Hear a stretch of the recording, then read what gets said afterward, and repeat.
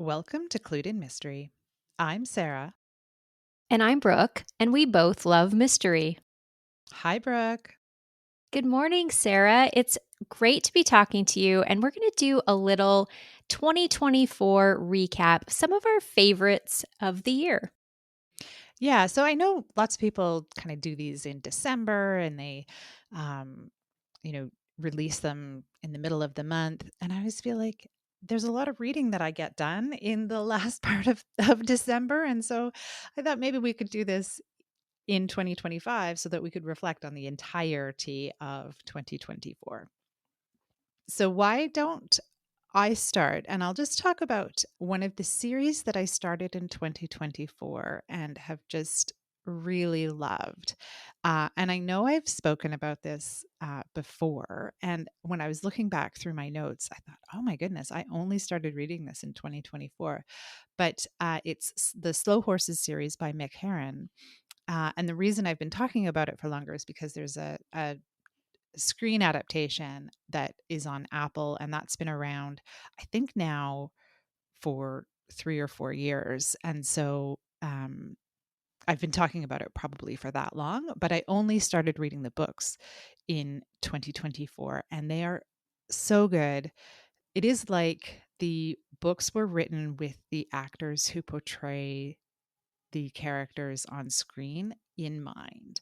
Mm. And it's rare that I read something after I've watched the series or, watched a screen adaptation, but it didn't take away my enjoyment at all from reading the books or from watching the show. So I had read the book that the most recent series was based on, um, and still enjoyed watching it. I think I'm going to hold off on reading the next one until I've watched the next, set of episodes.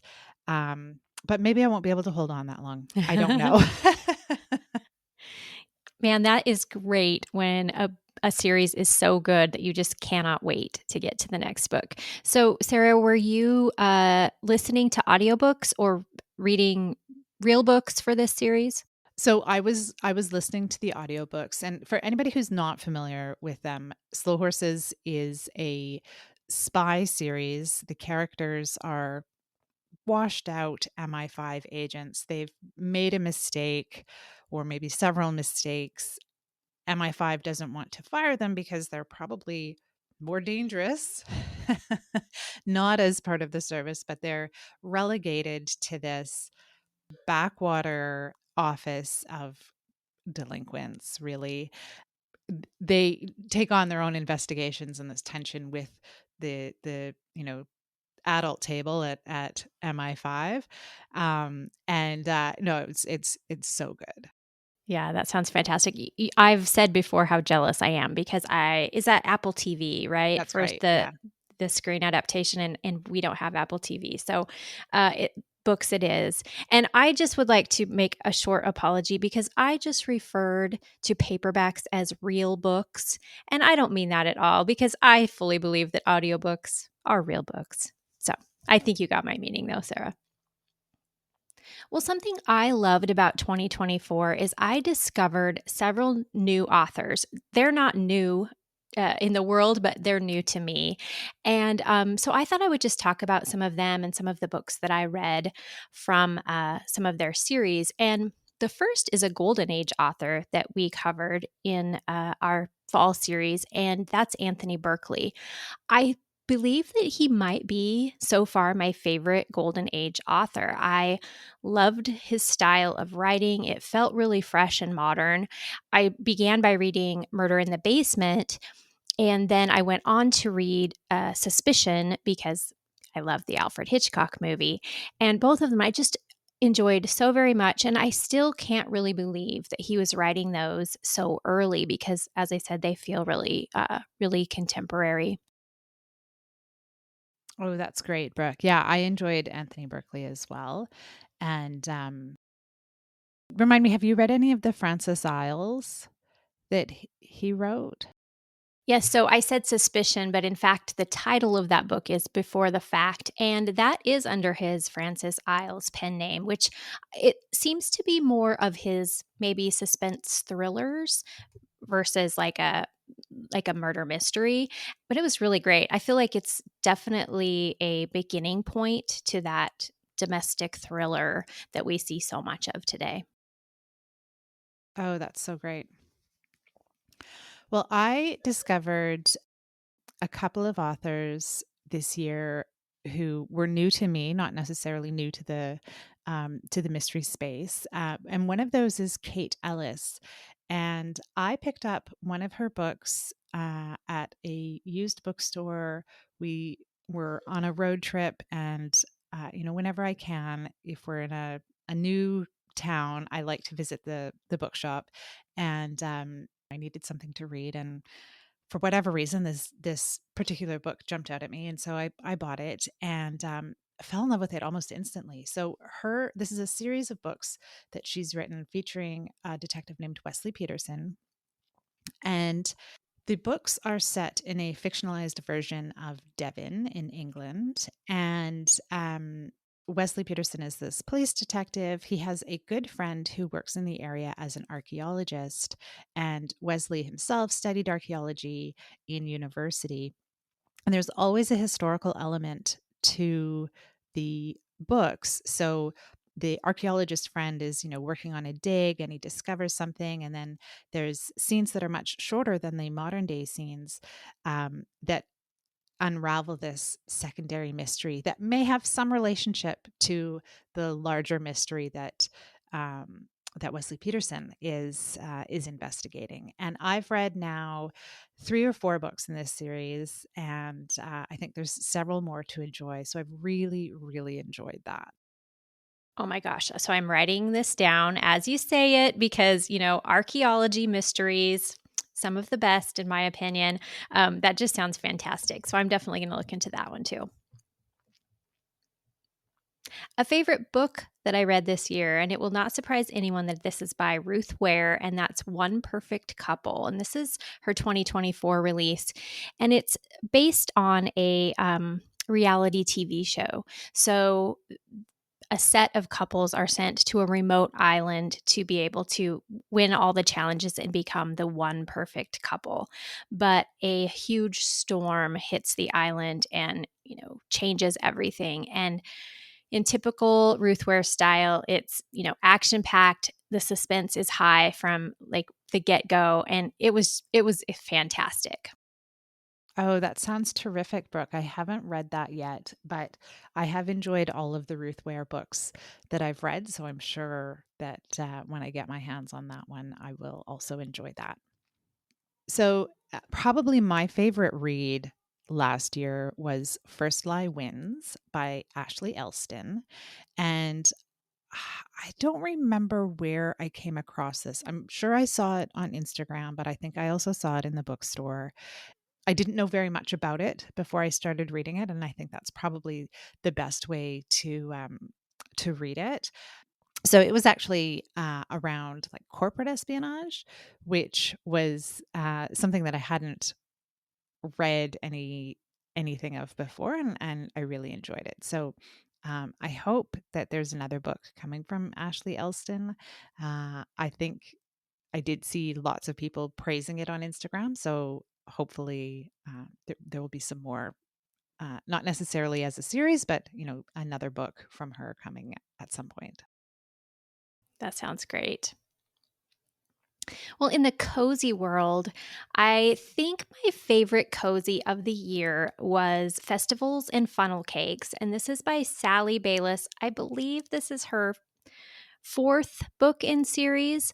And I just got such a big kick out of this book. All of Sally's books are fantastic in that they really get the small town feel. But this one was especially good because, again, it's based around a small town festival.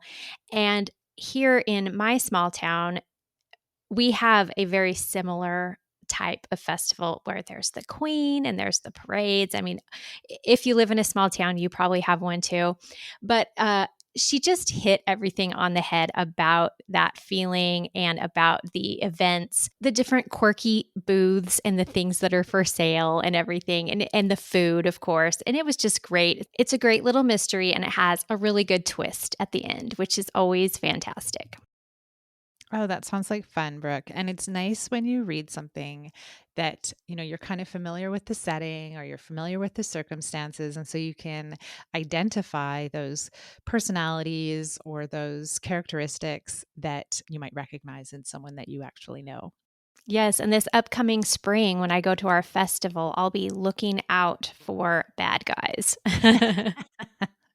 When I was looking through, all of the books that I had read in 2024, I realized that I read 3 books in a cozy series that I hadn't read any books from previously, and that is the Marlow Murder Club.